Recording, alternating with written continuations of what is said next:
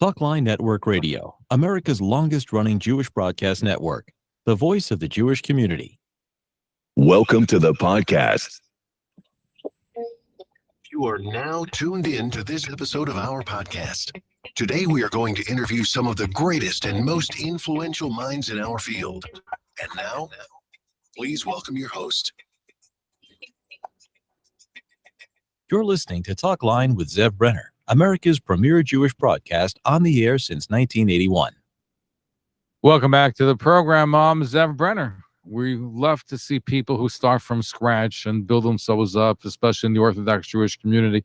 David Pilchick joins us. He's the CEO of Brooklyn Low Voltage, started 15 years ago, literally from scratch, and built himself up to be a powerhouse. And he's helping other people to navigate the complex business jungle that we live in. So, David, welcome to the program. Thank you for joining us. Thank you for having me. Thank you. Shia Rubin says some wonderful things, says you're terrific and you're not afraid to speak out, and which is great, especially in today's day and age. So we appreciate you being here with us. So let's just begin. You're originally from Brooklyn. How did you end up in starting your own business? So I worked as a salesman for a smaller company, and when I left, I was planning on changing industries, but a lot of my clients that I had helped really enjoyed working with me, and they encouraged me to go into business for myself. I had no, entrepreneurial ideas or even, plans. And it just kind of one thing led to another. And, here I am, 15 years later with a very decent sized business. And thank God we've been able to be somewhat successful. What does your business do? We are a wholesale distributor of security and low voltage equipment. So basically anything that you can imagine that is electronic, that is in a house or a business or a building, but is not electric related. So we do anything from surveillance cameras to access control systems, intercoms, music and sound and paging, networking, all that kind of stuff is all in our purview. Terrific. And did you have any background before you started working for the other company? What made you decide to go into this? My background is kind of interesting. When I was young, I dropped out of high school. Unfortunately, I'm not encouraging anybody to do that. But I was a high school dropout, and I was looking for yeshiva. What's that? Which yeshiva did you drop out of? So I was in. I went to Stalin Yeshiva for most of my life. I dropped out of Stalin in 11th grade.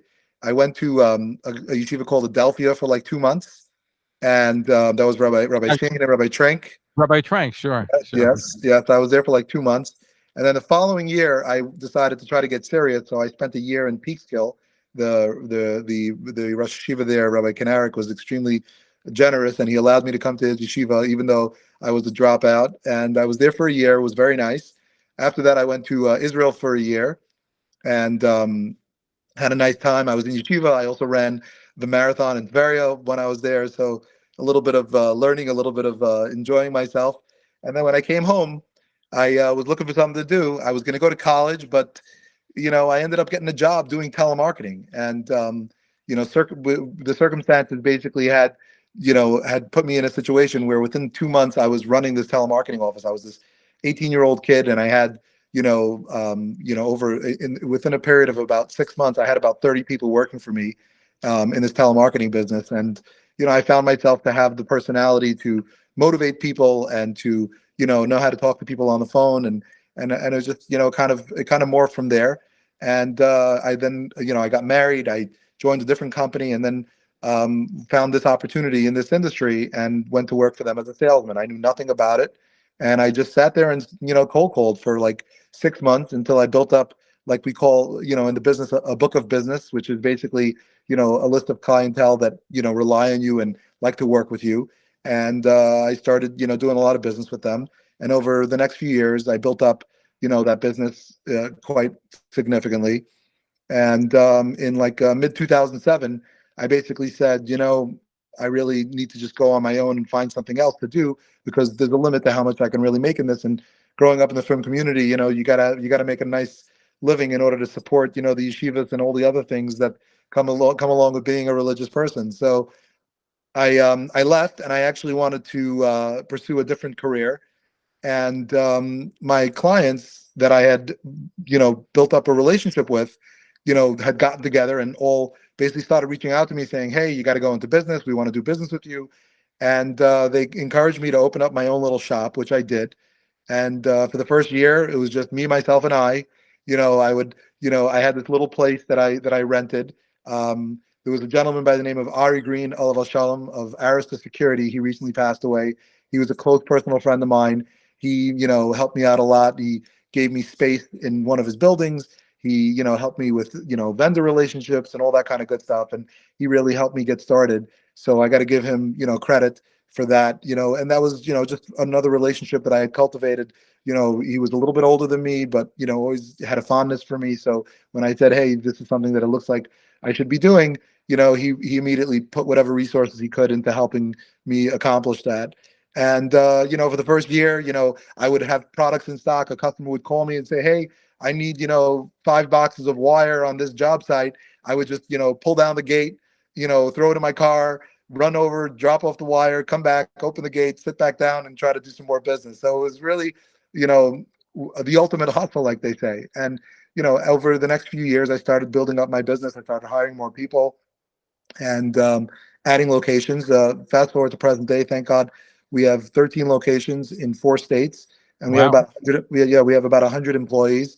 And thank God we're doing some nice business. And you never made it to college. I never made it to college. No, much to my mother's chagrin. She's a professor in Touro College, and she's got her bachelor's, her master's, her, I think even her doctorate. I'm sorry, I'm going to mess this up, but she's got all the degrees that a person could ever imagine. She currently is a professor in Touro College. She teaches Introduction to Social Work and Human Services. So, but listen, I think she's okay with the path I've taken, because thank God I've been able to support myself and my family, and I guess that's really what matters. And your father is a famous rabbi in Brooklyn. My father's a Rebbe in Yeshivat Tiferes Yisrael. He's a Pre-1A Rebbe. He's very well known. He's the Rebbe that brings animals, that gets dressed up, puts on costumes. My father was never shy to do anything it takes to keep the children motivated. He does, a beautiful event the first day of school every year. I'm fortunate to be able to help him with that. Every year he comes up with a different theme. He calls me up and says, "Hey, I need you to find me an airplane or a boat or a motorcycle or whatever." And we get him these props, and every year he dresses up like something. One year he dressed up as a highway patrol officer, and he sat on a big Harley, and he handed out summonses to do tshuva. So he does these cute themed things, which are all him. But sometimes he'll call me and enlist me. I can't reveal what the theme is for this coming year. He's given me a pretty tall order, and I'm working on trying to find what it is that he wants. And so far, I'm coming up empty. But I spoke to him numerous times about it. He's very excited, and hopefully we'll be successful. No, it's amazing that you were able just to, on your own, just build up without the benefit of college, which you were contemplating going when became a big success. And in the frum community, you have a lot of people that you have that spirit where they open up small businesses or companies. And you'll find if you go to a place like Borough Park or Flatbush or Williamsburg or Crown House, you'll find a lot of business owners there. More than chain stores, you'll find local businesses because the community likes to support.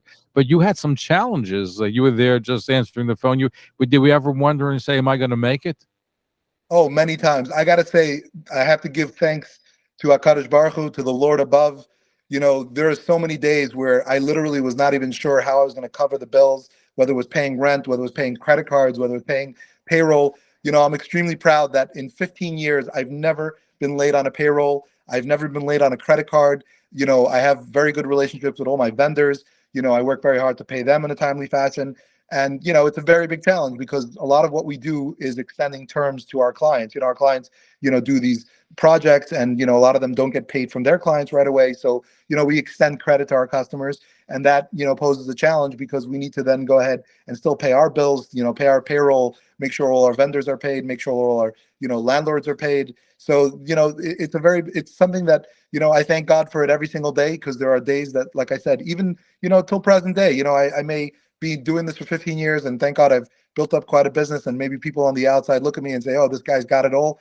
It's not true. I still get up in the morning every day. I still got to struggle to make sure that I pay all my bills, and and it's a challenge. One of the biggest challenges, actually, this is a great, I guess, a subject that is related, is being a frum person and having to pay all your bills over Yom Tovim. That is always one of the biggest challenges. Pesach, Sukkot, especially if you have a large, customer base, which we do, thank God. And we also have a lot of non, but, we do have a very large from customer base. So, before Pesach, a week before Pesach, people start winding down their businesses so that they can spend time with their families. We still have to make payroll. We still have to pay our vendors. We still have to pay our bills.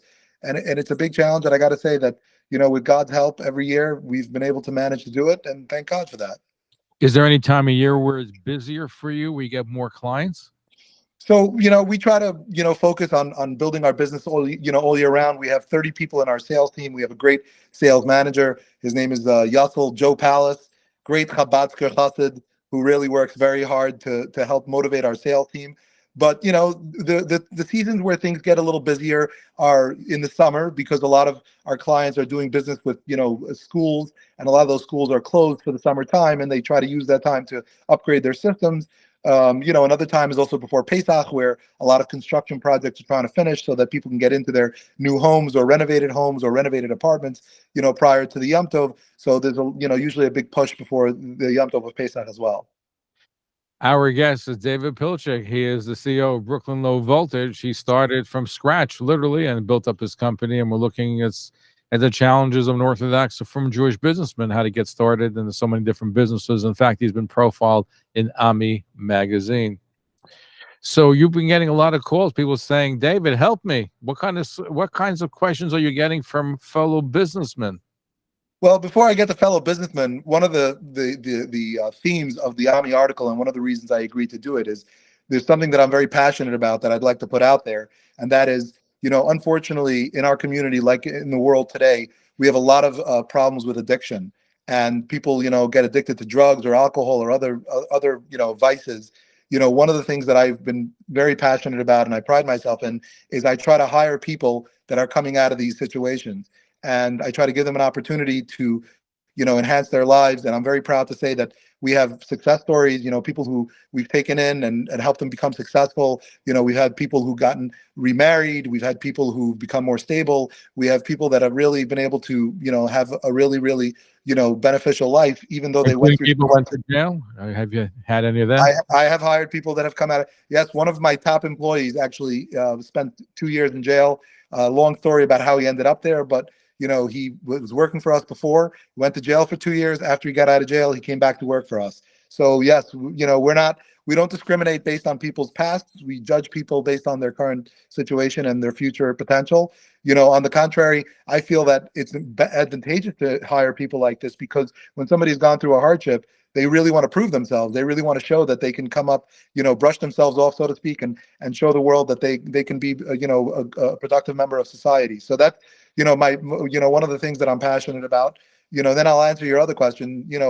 Business owners. I just might add, by the way, one of the biggest things, which is not a drug, is vaping. Vaping is even more dangerous than cigarette smokes and does a lot of damage. People aren't aware of that, especially with teenagers, and something which we did a program about, and we'll do more. It's a big problem.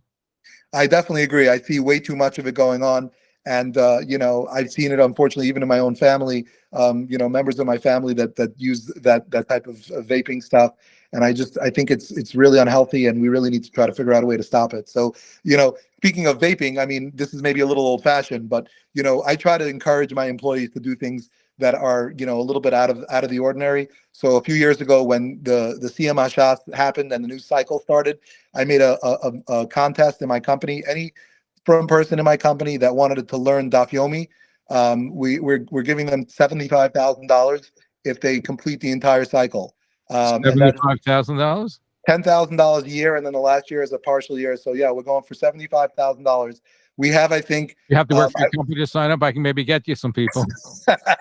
You got to be a BLVS employee all the way through. But we actually do have, at the moment, I think 3 or 4 guys that are still on track to finish the Daf Yomi. So we'll see how that works out. Hold on. Do you give them a fire? You give them a test to make sure they No,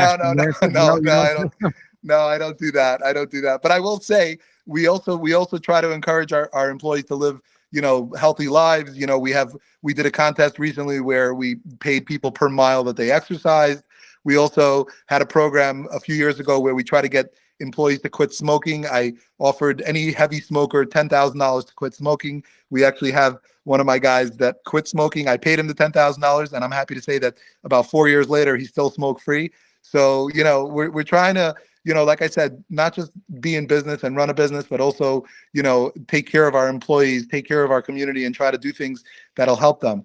As far as helping other business owners, I'm not an official consultant. I don't put myself out there to have random people, reach out, but I have had many people reach out on occasion throughout the years, especially once I was featured in the magazine article. So I've, tried my best to help people. I'm not a, seasoned professional. I haven't gone to school to coach people in that, but people have reached out, and I have shared some of my life experience and some of the things that have worked for me, some of the things that I feel like I have a good Yiddish cup to think about and to kind of discuss.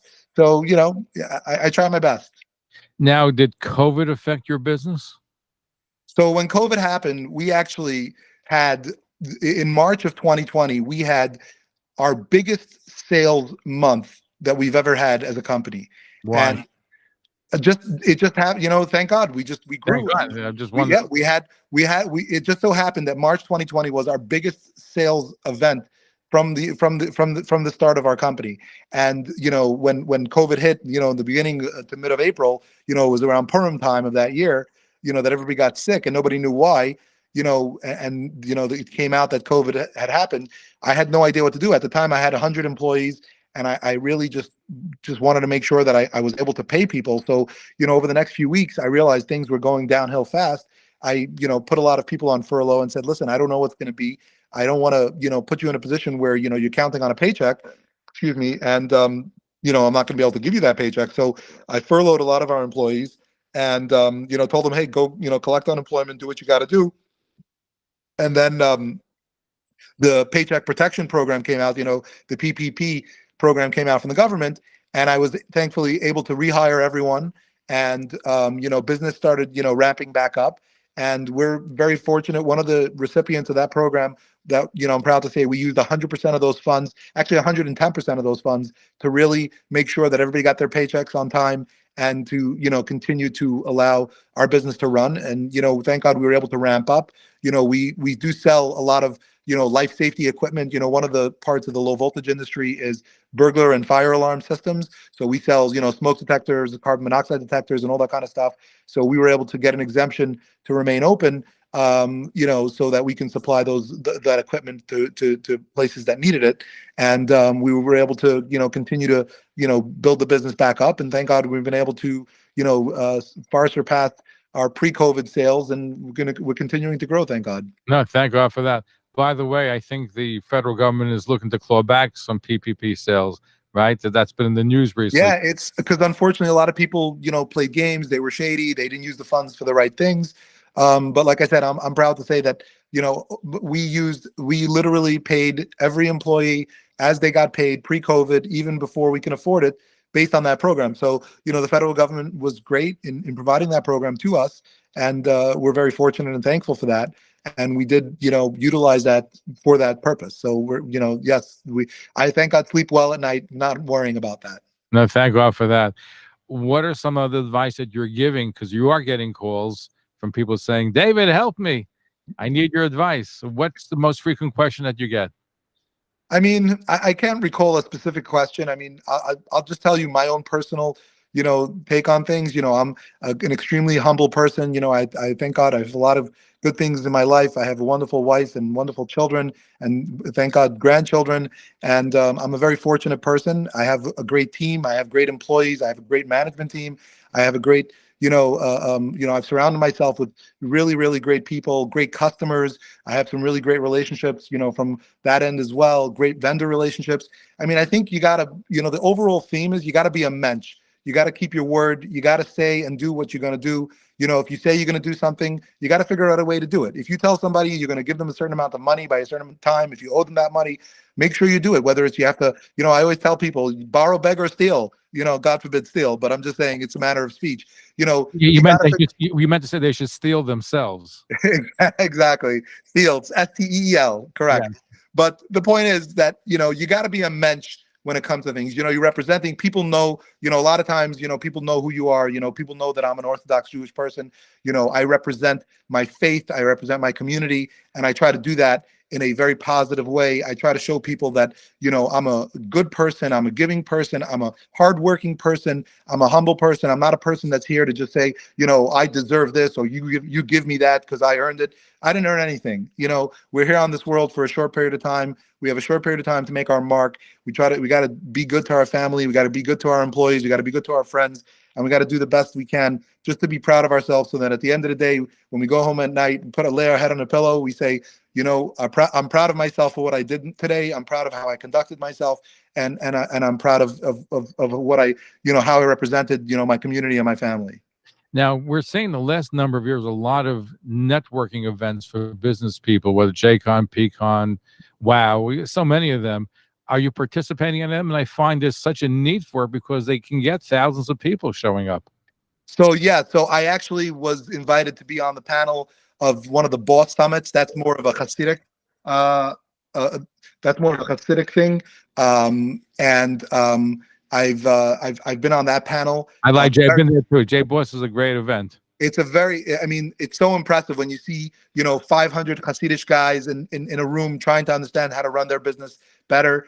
And then I've also been part of the powwow.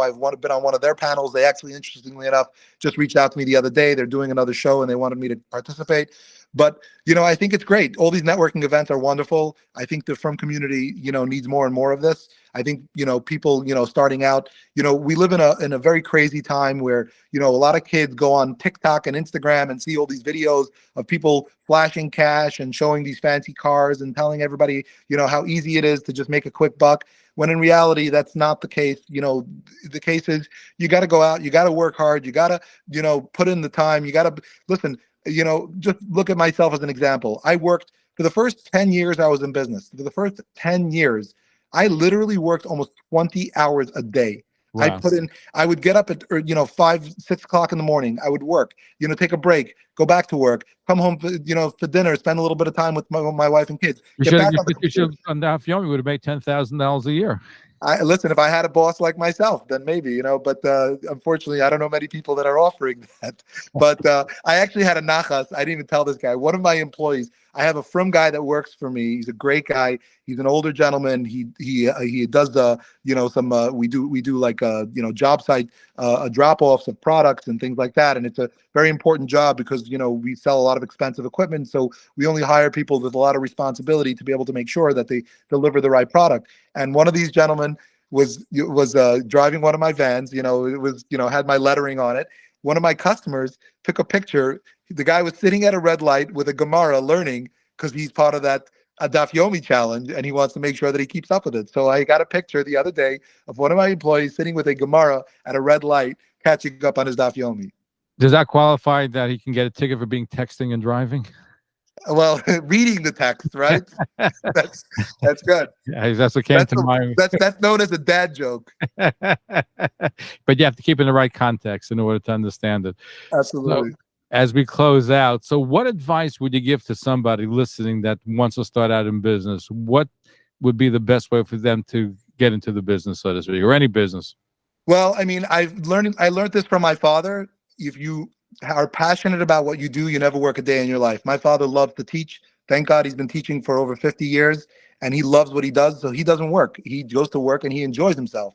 Don't let his bosses hear that because he still needs to get that paycheck. But the point is that you got to find something that you enjoy. You got to find something that you feel that you can actually do well in because you're going to, go to work every day and look forward to it. You don't want to get into a situation where, you're going to work every day and dreading it because then you're just going to be miserable your entire life. So find something that you enjoy, find something you're passionate about, and figure out a way to provide a service, to provide a product, to, provide value to that industry so that you can figure out how to make a parnasa from it. That's really the simplest piece of advice I can give.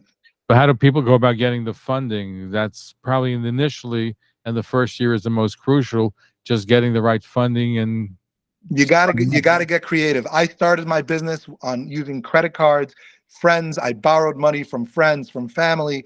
You gotta put yourself out there. I know that, listen, I don't come from a wealthy family. I don't have any family members that just wrote me a check and said, here, go do this. I borrowed, $5,000 from this person, $5,000 from that person. I used credit cards. I, called, manufacturers, vendors, friends. Hey, listen, do me a favor. Can you give me another couple days? Can you give me a week? Can you this?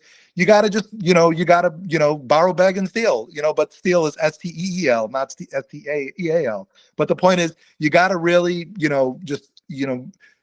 it's very simple. If you look at a crowd, you're going to have 100 people that are going to be passive and they're going to sit there and just, take things as they come. You're going to have a few people that are going to get up and try to accomplish something. If you really want to accomplish something, if you really want to be successful in life and business, when I look at it also, look at your family. You get married, you have a wife, a relationship. To have a good relationship takes a lot of work. You don't just, passively go through life, and everybody's happy. You got to work hard. You got to make sure, you compliment your wife. You take good care of her. You're always talking to her. You're always giving her, showing her appreciation, showing her attention. If you take that same type of approach and apply it to a business, it's the same concept. You gotta, cultivate it. You gotta work at it. You gotta keep putting in, tremendous amounts of efforts to make sure that business, grows. Like planting a tree. If you just plant a tree and you walk away from it, it's never going to do anything. You got to water it. You got to make sure it gets enough sunlight. You got to make sure it gets enough care. Everything that you do, it requires that extra, putting yourself in that position where, you're actually giving it the attention that it needs in order to be successful. No, terrific. How many brothers and sisters do you have, by the way? I have it. So I'm one of 6 on my side, and in my wife's family, I'm married for 24 years, so I consider her family my family as well. She's one of 11. So I technically I have 10 siblings on my wife's side, and I have 5 siblings on my side. Wow, which is and how many Kindle? Baruch Hashem, I have 4 children, and my daughter is married, and thank God she has 2 little girls. Very nice, very nice, very sweet, very sweet. Terrific. Anybody going to the business? We'll see. My son is 17. He got his first summer job working for somebody that, and that's keeping him occupied. So, we'll see how that works out. But hopefully, growing up, he saw my work ethic and he saw how hard I work and he saw how serious I take my business. So hopefully some of that will rub off and will translate into him, having drive to, come into business and hopefully make something of himself. Terrific. And you have any vistas that you like to expand to, or you have any future goals to get the company to another level than where it's at now, or you're comfortable the way it is? No, listen, I'm the person that never likes to rest. I definitely want to continue to grow my business. I'm looking forward to becoming a larger and larger company. There's a certain, level of success that, once you hit those levels, you want to get to the next level because, as you expand your business, you're able to get involved in bigger opportunities. You're able to, be more competitive. You're able to negotiate better. So we're always pushing to grow the business. Like I said, we have close to 100 employees now. Thank God we're feeding a lot of families every week. God is feeding a lot of families through our business. But, I take that responsibility very seriously. So I want to not just provide an opportunity for myself, but for all the people that have, dedicated their time to work in my company. I want to make sure they have opportunity to continue to grow and to succeed and to be successful. And that's, my goal. My goal is to just continue to provide opportunity to myself and my family and my employees and their families and so on and so forth. David Pilchick, thank you. It's so wonderful to hear from you how you started really from scratch and dropped out of high school and you didn't make it to college, but yet, and there's a growing trend today where college is becoming more irrelevant, especially when you go to these places like Harvard and Columbia and Barnard. They're so woke and people have walk away with warped values, and at least you have good values that you're able to transmit. I give my parents a lot of credit. I was brought up in a home, a very, religious home where, the values of hard work. I always looked at my father. My father was the person that never stopped working. My father is a full-time Rebbe. He's also a full-time fundraiser. He fundraises for some organizations. And, my father does not stop hustling and moving. And God willing, till 120, he should continue to have health and be able to do that. So I definitely had, people to look up to and who were able to guide me and show me and teach me the right way to go. David Pilchick is the CEO of Brooklyn Low Voltage. He started, really at the bottom and built himself up to a major company that's growing, continuous success. We look forward to having you back, and thank you for joining us. Thank you very much. Have a great day. Thank you for tuning in to Talkline with Zev Brenner, America's premier Jewish broadcast, the pulse beat of the Jewish community. For continuous Jewish programs, TalklineNetwork.com, or our 24-hour-a-day listen line at 641-741-0389. For past shows, you can find us on iTunes, Spotify, Amazon, YouTube, Instagram, and all major podcast platforms, or jewishpodcast.org. Thanks for listening to the TalklineNetwork.com. Follow us on Facebook, Twitter, and Instagram.